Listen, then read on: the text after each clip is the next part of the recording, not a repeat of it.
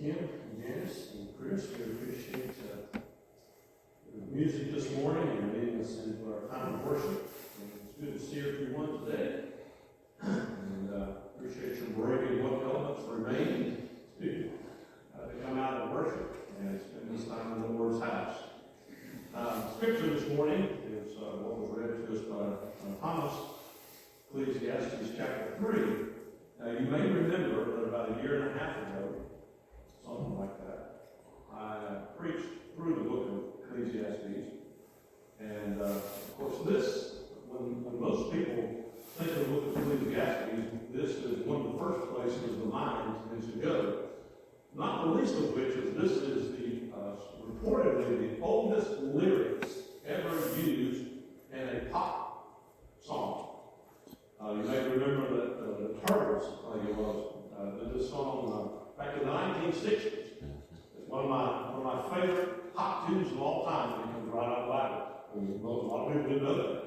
But it's just such a great, great place in Scripture and song itself. That song is so upbeat and so powerful and reminds us of these words. You see the word that appears most often in these verses this morning is the word time. It has been said that the word time is the most often used noun in the English language. I don't know if that's true, and I don't know who sits around and counts all that stuff, but time is a word that is used frequently, and many of us use it, I would say, just about every day. We make a reference to time in some way, if nothing more than to answer the question, what time is it?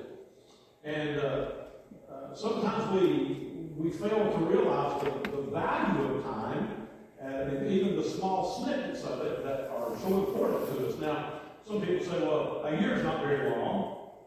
They go by quickly, don't they? As you get older, they seem to go by faster, kind of like lines on the highway when you're going down the road. But if you're talking about the value of time and you want to know how long a year is, ask a student who's failed a grade. Or if you want to know how long a month is, ask a mother whose baby came a month early. How long is a week? How important is a week? Ask a newspaper publisher. Of course, we don't have so many of those anymore, but nevertheless, you can ask. How about an hour? Is an hour very long? Well, ask a terminally ill patient how long an hour is. A minute doesn't seem like it's very much time, but ask someone who just missed a plane. Oh, a second? Oh, that's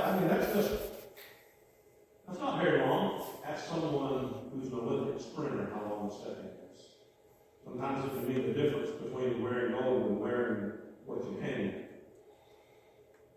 The Roman poet Seneca said, "We all complain that the days of our lives are few and act as though there will be no end." We all complain that the days of our lives are few and act as if there will be no end.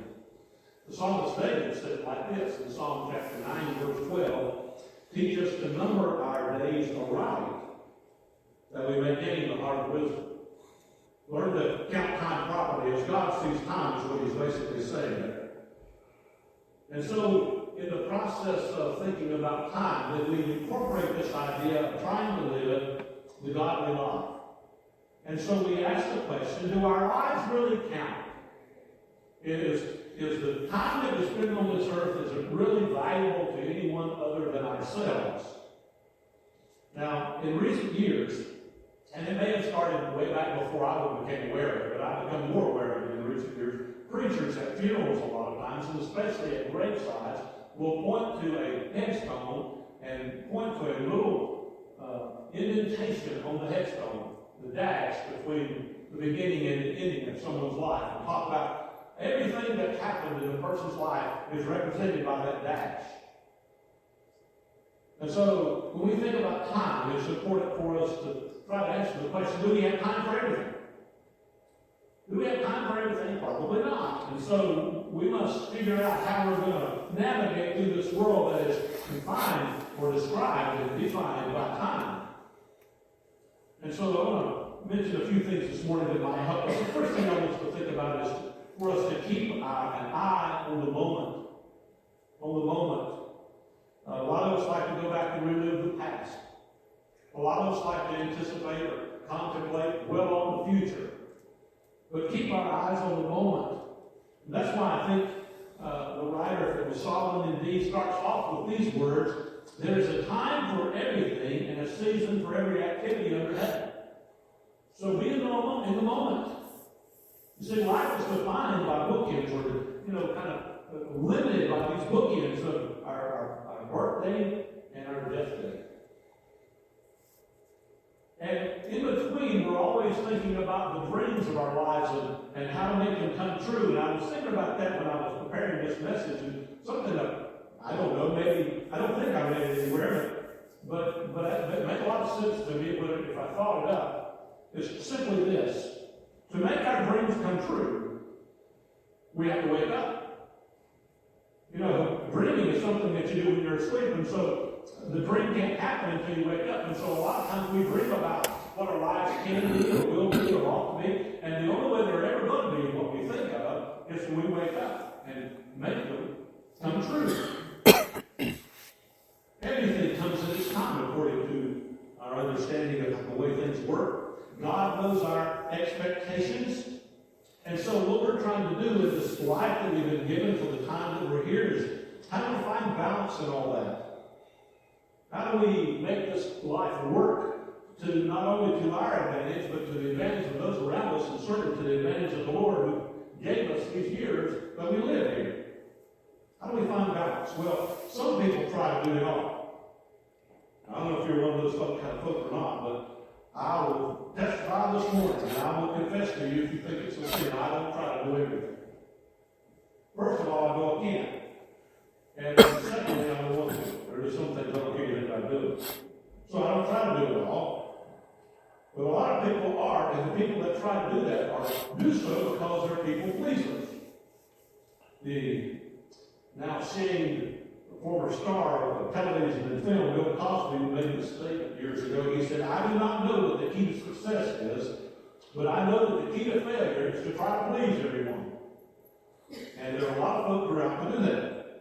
So to try to do it all, is that the real answer? No, I don't think so. It's the answer to withdraw from everything. A lot of people that just shut themselves away, live their own lives and kind of inside a bubble, and this is my area, and no one's going to invade it, and I'm not going to share it with anyone else, and I don't think that's what God intended at all. So some people try to withdraw. Some people retreat into a fantasy world. I had a reoccurring former event in my life that my mind goes back to all the time, and I don't know why. But I remember when I was in high school, there was a group of us that were in one of the clubs in school, and we went to the state convention. And I think about that state convention and the individuals who've been talented and what we did at that convention. And for some reason or other, it's hardly a week goes by that I don't think about that, and I don't know why. It has no particular significance to me, but it's just one of those things that happens. And so you might say, well, that's got a living in a past fantasy life.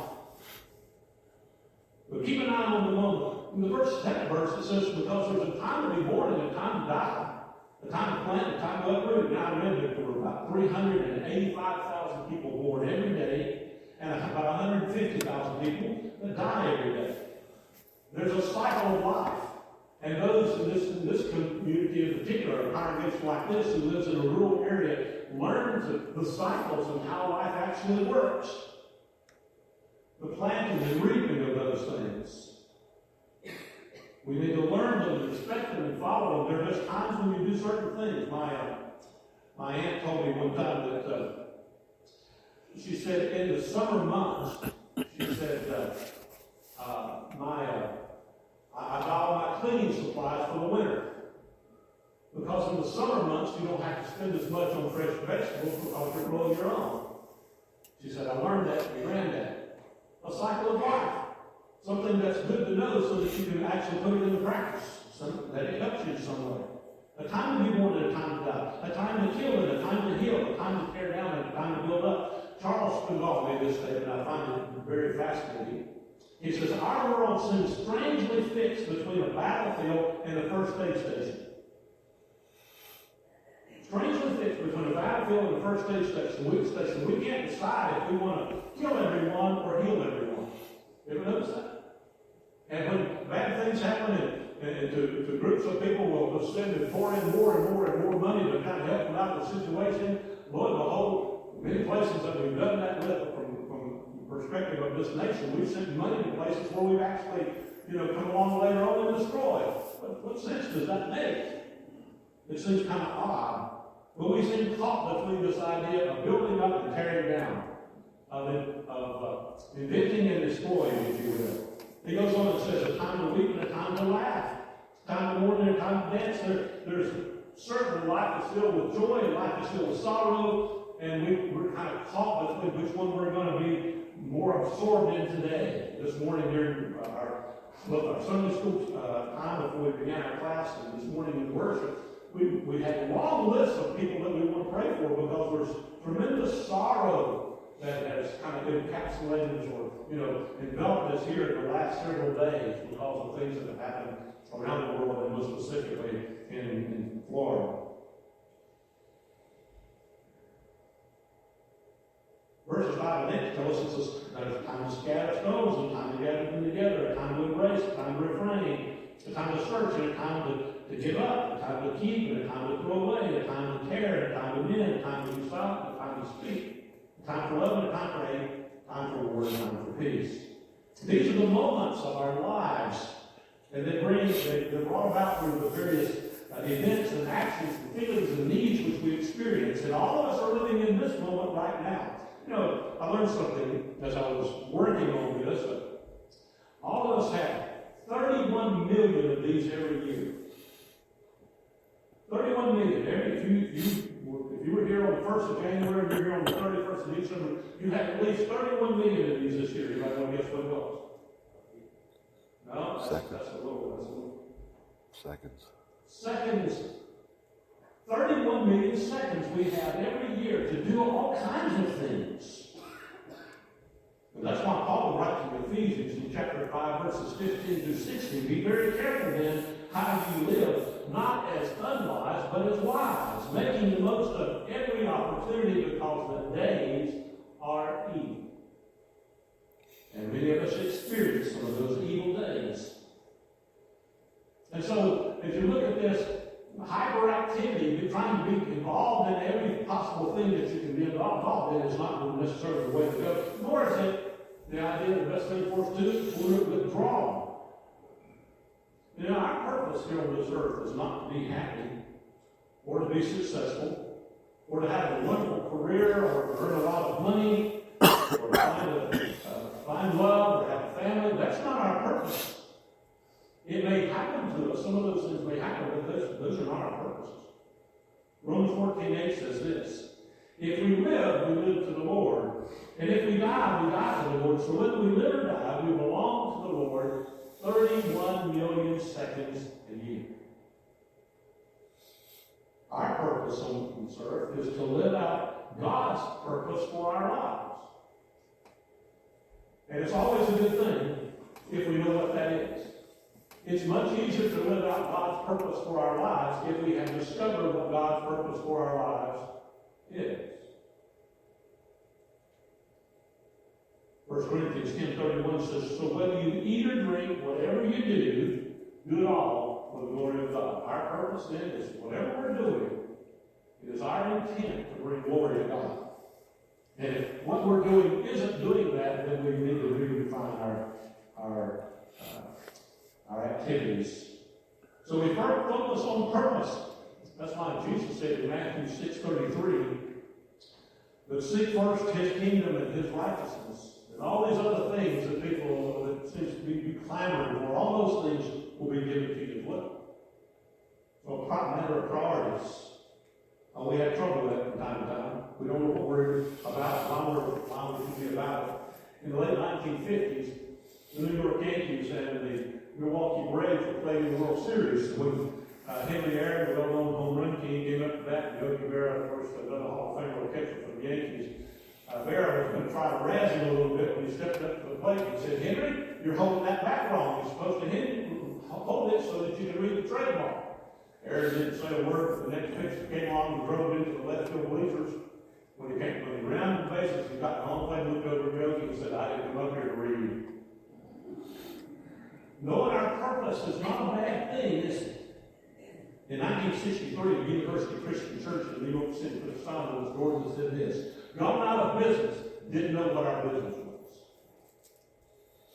So we focus on purpose. We also focus on priorities. What is my gifts? What can I use? How can I use them really to fulfill God's purpose? What gifts has God given me? How can I do that? What are the priorities? Focus on these priorities. Oftentimes priorities are just something that somebody else is supposed to focus on. Living in the moment, we focus on those priorities. Famed musician Victor Warrior told us about a couple that went on vacation.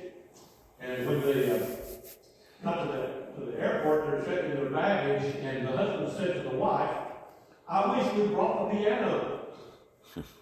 She said, why in the world would we do that? We've got 16 bags already. He said, because that's where the airline tickets are. Priorities. Knowing what's most important is a big deal.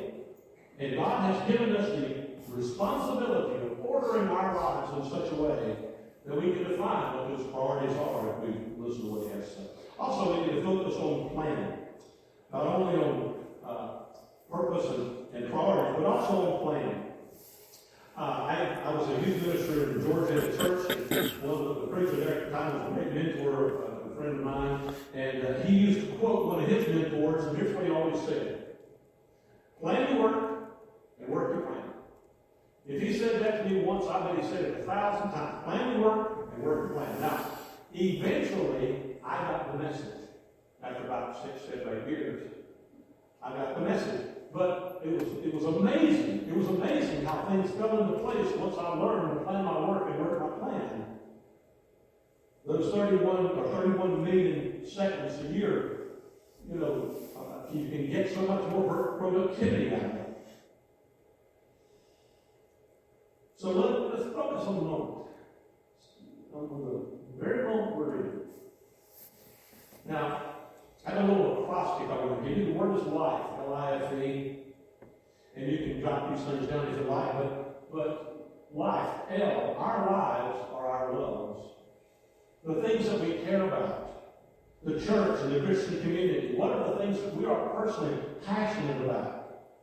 That's what our loves are, and that's where we focus some of our attention on this purpose and priority and plans.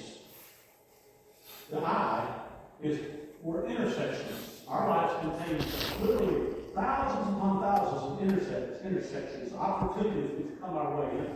Last week we celebrated the 120th anniversary of this church. Now, that means that in 120 years, there's probably most likely been thousands of different people who have been a part of this congregation. Either they born and raised here, or came in for a while, went out, came in to stay, or how you want to factor it to thousands of people. And during that period of time, those thousands of people have had thousands upon thousands of intersections with other people's lives in order to bless them. And we have a group today that belongs to this body that can do the same thing. And we are all about intersections because our lives contain them. Our lives are blessed with fortunes.